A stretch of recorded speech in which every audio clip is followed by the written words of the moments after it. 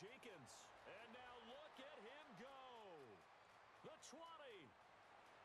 And he takes this one back into the end zone, and the Falcon defense has a touchdown. So they go on fourth down. Not only do they not get it, it turns into 6 points the other way. Disastrous. And many people think you should just go ahead and knock it down in that situation, turn it over for the offense. But I had a defensive coordinator recently tell me, we see that as a passive play. We don't do that anymore. We want the ball in our hands, and we want to head the other way. Probably also instinct a lot of times. If you see a lot of green grass ahead of you, go ahead and grab it. It's the exact right play to do. That's knowing when to break the rules and when to make a play that maybe you hadn't been taught. Now the Saints offense, they get ready to go back to work here. And following the pick six, and they have decent field position in throwing that pick six. We'll see how they attack this drive.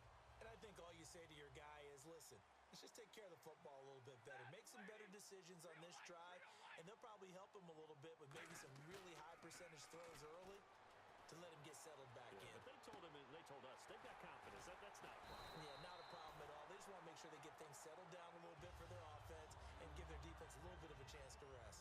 So here we go, 1st and 10 now. On any given pass play, you never know exactly where your exit points are going to be.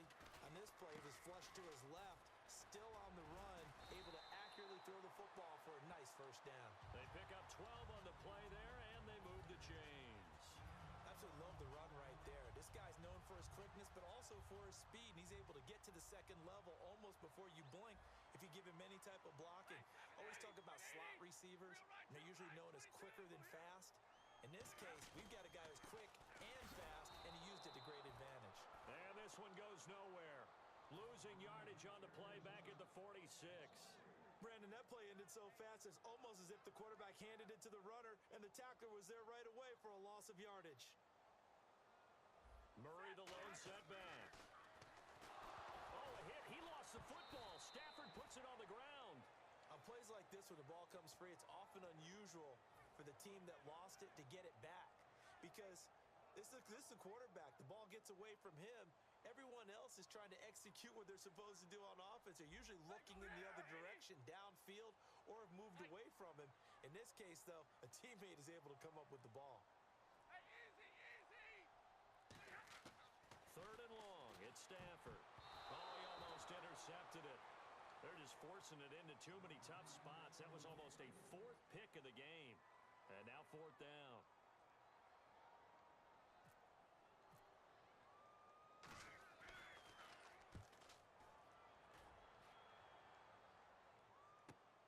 Now Brown.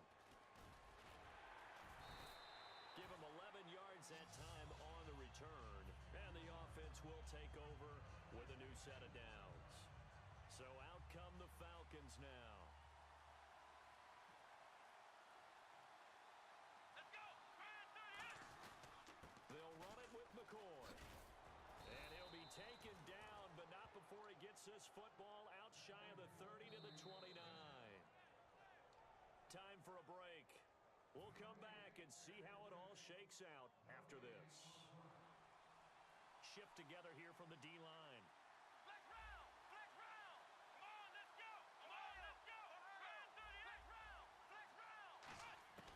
On first down, he'll drop to throw. Sideline throw, it's complete. And a nice job there of keeping the toes inbounds. If you're running out route, it's likely you're going to end up near the sideline. And what did we just see there? Toe tap. You got it. The benefits of practice. Toe tapping, foot dragging, picking it up, and making sure it was a catch. He'll drop to throw. Sliding out of the pocket. He's just going to dump this one off to his fullback out of the backfield. They get 6 on the pickup there as the drive will continue. We talk about mobility on quarterbacks all the time. Here's where it really pays off. Able to move, evade, and is accurate throwing on the run and picking up a first down. They'll run it now out of the gun. And he'll lose yardage on the play back at the 37-yard line. A loss of a full 3 yards, and now it's 2nd down. Let's just go ahead and go back through that play with his eyes, because he's got to read his keys. Run or pass right off the top. You're probably going to read an offensive lineman to see if he sets up in pass protection, if he fires out for a running play. The next thing is you're going to check and see what the back's going to do. And if he ends up with the football, okay, now you got to check and see. Does an offensive lineman come downfield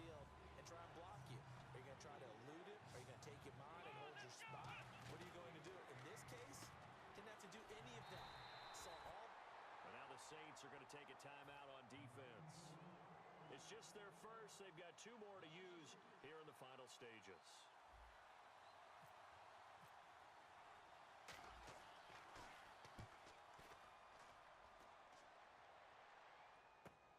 Taken in at the 22.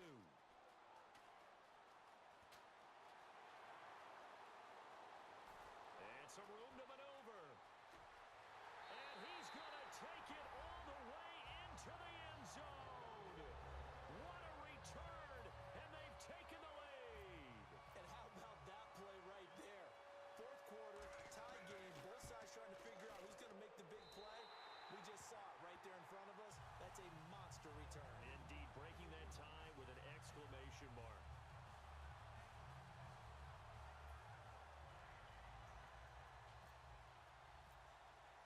So after the punt return touchdown, let's see what their opponents can do with this kickoff.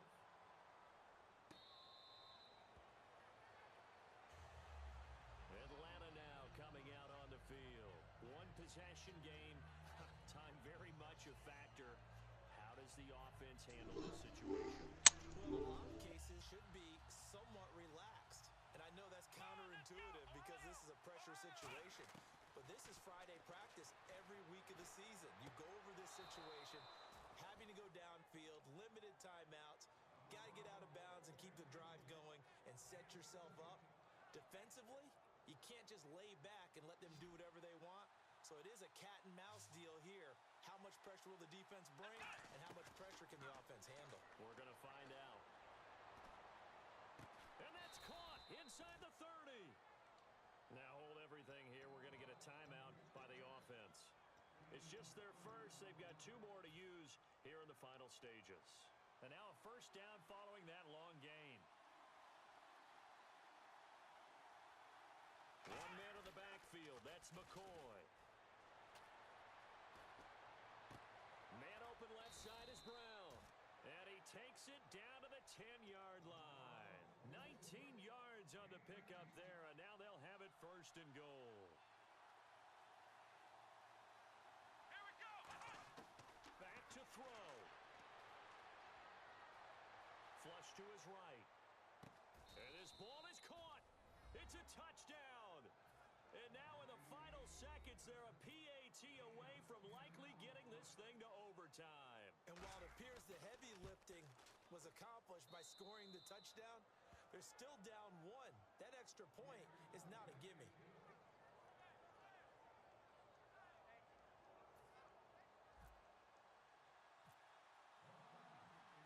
Set to go now with the kickoff. These 2 teams all even again as we continue in this wild fourth quarter. Out onto the field comes New Orleans. They have a little bit of time here to get into field goal range. Not much. A tie game, you don't want to do anything crazy, right? I agree with you on that one. Risk reward, okay? If you go for it, what is the absolute reward on this? But the risk is probably greater. Run the clock. Now whistles come in. We're going to get a timeout here by the offense. That'll leave them with just 1 remaining in this fourth quarter of play. So they pick up the first down after the run, and now they approach for the fresh set. Stay 50. Here we go. Now Stafford. Surveying the field. And this is going to be intercepted. A great read, and it's picked off. Well, Charles, he's thrown 5 picks in a game before, and right now, after that one, he's standing on number 4.